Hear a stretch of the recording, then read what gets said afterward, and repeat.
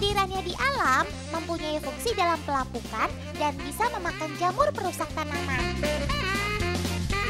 Oh iya, proses reproduksi si keluing ini unik juga loh. Dalam masa PDKT alias pendekatan, keluing jantan akan berjalan membuntuti si betina. Ketika keluing betina sudah memberikan respon positif, aksi seperti ini akan segera dilakukan. Keluing jantan kemudian melilit kuat-kuat tubuh pasangannya. Proses reproduksi terfokus pada tubuh keluing bagian atas. Tidak hanya keluing jantan saja yang pintar menggulung, si keluing betina pun bisa. Selain itu, menggulung badan merupakan cara pertahanan dirinya. Kita lihat lebih dekat tentang pertahanan dirinya yuk.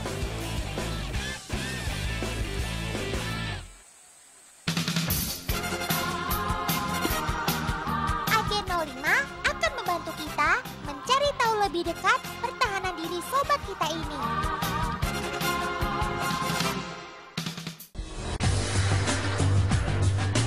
Dalam posisi ini, keluing melindungi bagian bawah tubuhnya yang lebih lunak serta meletakkan kepalanya di bagian tengah gulungan.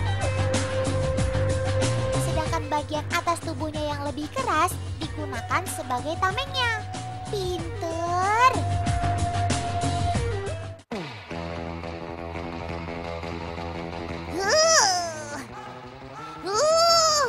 Gulungan yang dihasilkan juga cukup erat. Agen perlu sedikit usaha untuk meluruskan keluing. Tak hanya menggulung loh, rupanya keluing juga menghasilkan semacam cairan kuning berbau tak enak yang terdiri dari klorin, iodin, dan hidrogen cyanida pada sisi tubuhnya. Selain melindungi dari predator, cairan kuning digunakan sebagai antiseptik untuk melindungi tubuh mereka dari infeksi bakteri dan jamur. Jadi mereka aman berada di tanah.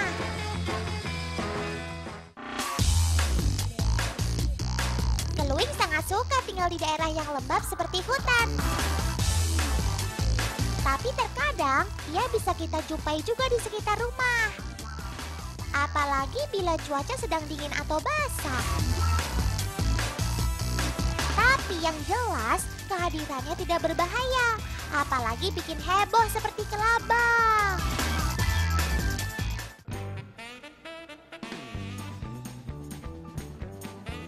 Nah, begini dong anak Indonesia, rajin belajar. Semoga berguna untuk nusa dan bangsa. Sip, kondisi aman terkendali. Otan bisa patroli ke galaksi lainnya. Lanjutkan belajarnya ya teman-teman.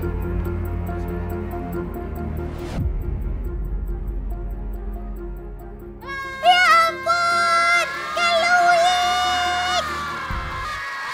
Teman-teman, tenang, semua tenang. Sobat Otan ini gak berbahaya kok.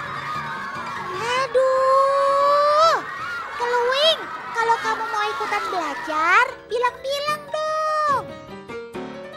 Ternyata kecil-kecil bisa bikin satu kelas heboh juga.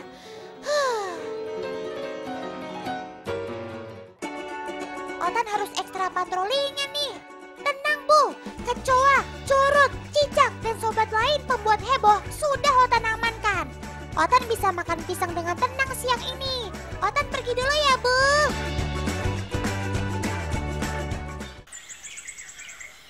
Semoga hari ini damai dan tenang.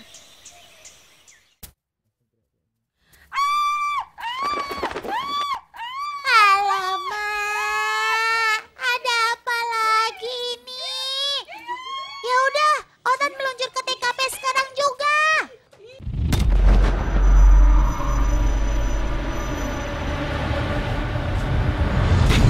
Mana pembuat hebohnya, Bu?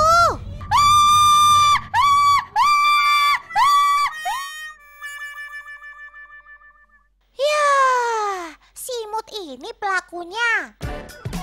Oke Bu, tenang. Laba-laba kecil ini sudah Otan amankan. Ayo sob, kita main di tempat lain.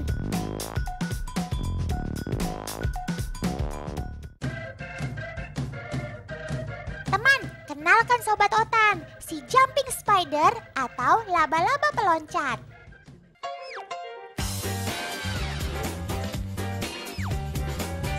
Si imut satu ini biasa ada di sekitar rumah, kebun, tumpukan kayu, atau celah bebatuan. Tubuhnya yang penuh bulu mirip seperti tarantula, tapi ini versi kecil. Si imut berukuran sekitar 2 cm ini biasanya bergerak dengan santai. Berbeda bila ia melihat makanan atau saat terancam. Ia bisa melompat cukup tinggi. Jarak lompatannya bisa mencapai 50 kali dari panjang tubuhnya. Laba-laba peloncat tidak memiliki kaki yang berotot kuat. Tetapi mereka mampu melompat dengan kuat. Bagaimana caranya ya?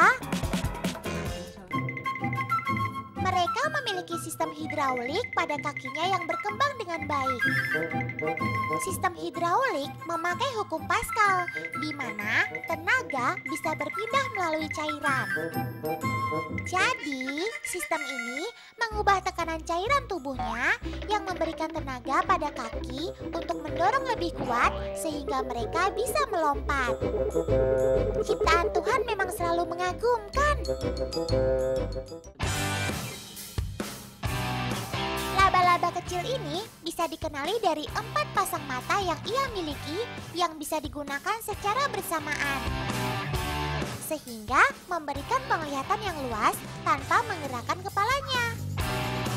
Plus, mata yang besar ini punya fungsi spesial yang membuat laba-laba peloncat bisa melihat warna. Penglihatan kerennya ini berguna saat ia memburu mangsa. Tuh, dikasih laser warna merah, dia udah ngejar-ngejar. Gimana kalau dikasih hati?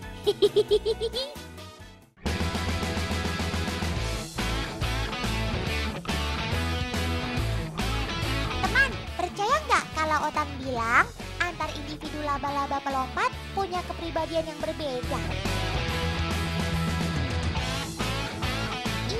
Begitulah hasil dari sebuah penelitian di Kanada. Penasaran? Agen 054 akan membantu kita.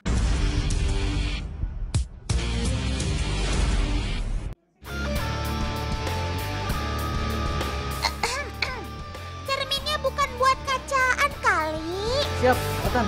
Maaf, laksanakan. Oke, agen, laksanakan misi kita. Agen akan mendekatkan cermin ke beberapa laba-laba diurnal ini. Apa yang akan mereka lakukan?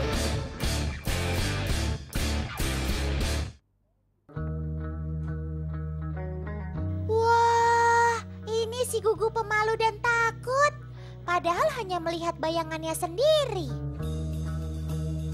Ia lebih banyak menghindar.